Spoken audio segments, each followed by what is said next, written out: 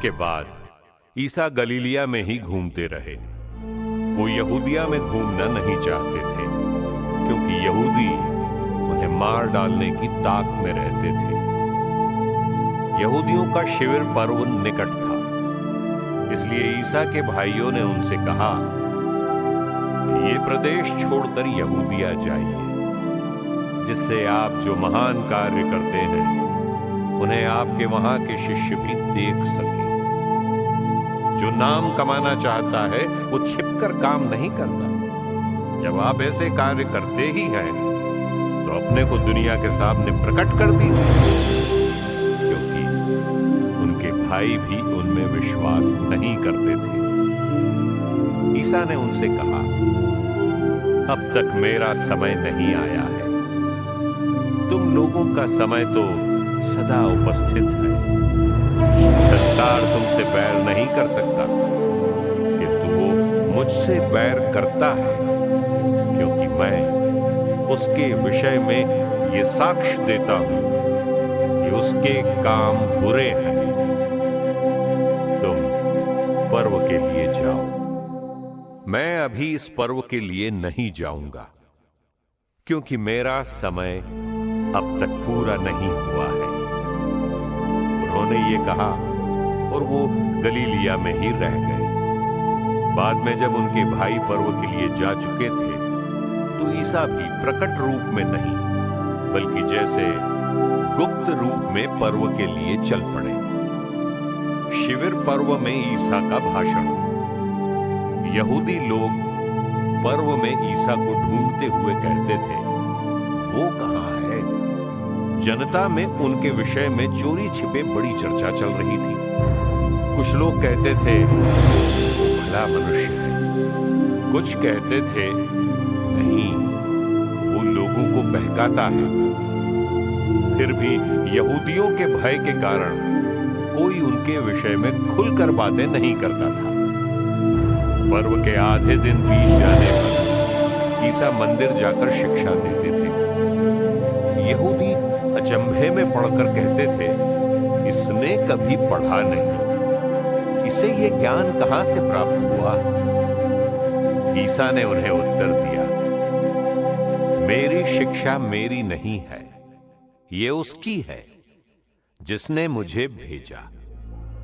यदि कोई उसकी इच्छा पूरी करने का संकल्प करेगा तो वो ये जान जाएगा कि मेरी शिक्षा ईश्वर की ओर से है अथवा मैं अपनी ओर से बोलता हूं।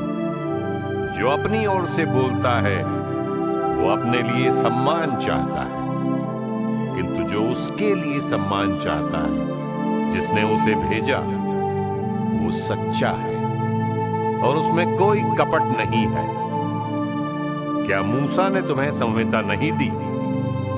फिर भी तुम लोगों में कोई संहिता का पालन नहीं करते। तुम लोग मुझे मार डालने की ताक में क्यों रहते हो? लोगों ने उत्तर दिया, आपको शैतान लगा है, कौन आपको मार डालने की ताक में रहता है? ईसा ने उत्तर दिया, मैंने एक काम किया है और तुम सब आश्चर्य करते हो। मूसा ने तुम्हें खतने का नियम दिया, हालांकि वो मूसा से नहीं बल्कि पुरखों से चला आ रहा है, और तुम विश्राम के दिन मनुष्य का खतना करते हो। यदि विश्राम के दिन मनुष्य का खतना इसलिए किया जाता है कि मूसा का नियम भंग न हो, तो तुम लोग मुझसे इस बात पर क्यों रुष्ट हो कि मैंने विश्राम के दिन किसी को पूर्ण रूप से स्वस्थ किया? जैसे तैसे न्याय मत करो, सच्चाई से न्याय करो। कुछ यरूशलेम निवासी ये कहते थे, क्या ये वही नहीं है जिसे हमारे नेता मार डालने की ताक में रहते हैं? देखो तो, ये प्रकट रूप से बोल रहा है और वे इसे कुछ नहीं कहते। क्या उन्होंने सचमुच मान लिया कि ये मसीह है? फिर भी हम जानते हैं कि ये कहां का है, परंतु जब मसीह प्रकट हो जाएंगे तो किसी को ये पता नहीं चलेगा कि वो कहां के हैं।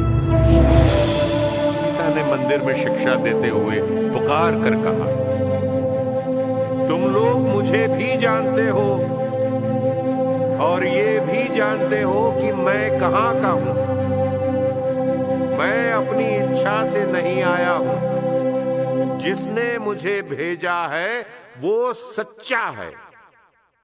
तुम लोग उसे नहीं जानते, मैं उसे जानता हूं, क्योंकि मैं उसके यहां से आया हूं और उसी ने मुझे भेजा है। इस पर वे उन्हें गिरफ्तार करना चाहते थे, किंतु किसी ने उन पर हाथ नहीं डाला, क्योंकि अब तक उनका समय नहीं आया था। निकट भविष्य में ईसा का प्रस्थान। जनता में बहुतों ने ईसा में विश्वास किया। वे कहते थे, जब मसीह आएंगे तो क्या वो इनसे भी अधिक चमत्कार दिखाएंगे। जब फरीसियों ने यह सुना कि जनता में ईसा के विषय में चोरी छिपे इस प्रकार की चर्चा चल रही है, तो फरीसियों और महायाजकों ने ईसा को गिरफ्तार करने के लिए प्यादों को भेजा। उस समय ईसा ने कहा, अब मैं कुछ ही समय तक तुम्हारे साथ रहूंगा। इसके बाद मैं उसके पास चला जाऊंगा जिसने मुझे भेजा। तुम मुझे ढूंढोगे किंतु नहीं पाओगे। मैं जहां हूं तुम लोग वहां नहीं आ सकते। इस पर यहूदियों ने आपस में कहा, इन्हें कहां जाना है जो हम इनको नहीं पा सकेंगे? क्या ये यूनानियों के बीच बसे हुए यहूदियों के पास जाएंगे और यूनानियों को शिक्षा देंगे? इनके इस कथन का क्या अर्थ है? तुम लोग मुझे ढूंढोगे किंतु नहीं पाओगे। मैं जहां हूं तुम वहां नहीं आ सकते। संजीवन जल की प्रतिज्ञा। पर्व के अंतिम और मुख्य दिन ईसा उठ खड़े हुए और उन्होंने पुकार कर कहा, यदि कोई प्यासा हो तो वो मेरे पास आए। जो मुझ में विश्वास करता है वो अपनी प्यास बुझाए। जैसा कि धर्म ग्रंथ में लिखा है, उसके अंतःस्थल से संजीवन जल की नदियां बह निकलेंगी।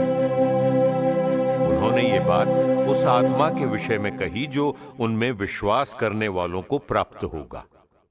उस समय तक आत्मा प्रदान नहीं किया गया था, क्योंकि ईसा महिमान्वित नहीं हुए थे। ईसा के विषय में मतभेद। ये शब्द सुनकर जनता में कुछ लोगों ने कहा, ये सचमुच वही नबी है। कुछ ने कहा, ये मसीह है। किंतु कुछ लोगों ने कहा, क्या मसीह गलीलिया से आने वाले हैं? क्या धर्म ग्रंथ ये नहीं कहता कि दाऊद के वंश से, दाऊद के गांव बेथलेहम से मसीह को आना है? इस प्रकार ईसा के विषय में लोगों में मतभेद हो गया। कुछ लोग ईसा को गिरफ्तार करना चाहते थे, किंतु किसी ने उन पर हाथ नहीं डाला। निकोदेमुस ईसा का पक्ष लेता है। जब प्यादे महायाजकों और फरीसियों के पास लौटे तो उन्होंने उनसे पूछा, उसे क्यों नहीं लाए? प्यादों ने उत्तर दिया, जैसा वो मनुष्य बोलता है वैसा कभी कोई नहीं बोला। इस पर फरीसियों ने कहा, क्या तुम भी उसके बहकावे में आ गए हो? क्या नेताओं अथवा फरीसियों में किसी ने उसमें विश्वास किया है? भीड़ की बात दूसरी है। वो संहिता की परवाह नहीं करती और शापित है। निकोदेमुस, जो पहले ईसा से मिलने आया था, उनमें एक था। उसने उनसे कहा, जब तक किसी की सुनवाई नहीं हुई और ये पता नहीं लगा कि उसने क्या किया है, तब तक क्या ये हमारी संहिता के अनुसार उचित है कि किसी को दोषी ठहराया जाए? उन्होंने उसे उत्तर दिया, कहीं आप भी तो गलीली नहीं हैं? पता लगा कर देख लीजिए कि गलीलिया में नबी नहीं उत्पन्न होता। इसके बाद सब अपने अपने घर चले गए।